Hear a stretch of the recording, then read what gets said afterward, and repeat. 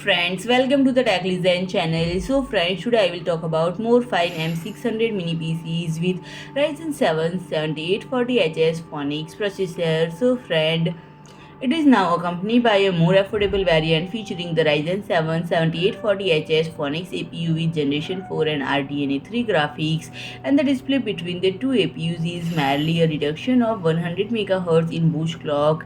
Thus, M600 system priced at $549 offers a cost-effective option. It is important to note that this is a price for the barebone system, excluding storage and memory. And friend, this system provides convenient display and data connectivity with a USB4 Type-C and USB 3.2 Type-A ports at the front, along with 4 additional USB ports and 2.5G Ethernet connectors at the back. And the system accommodated 2 DDR5 SODIMM slots supporting up to 5600 MT per second, along with support for 2 M.22280 PCIe SSDs.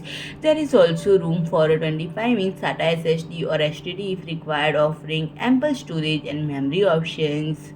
And the system features a single floor fan attached to two copper heat pipes. User will find DisplayPort and HDMI ports supporting resolution of up to 8K and further enhancing the display capabilities.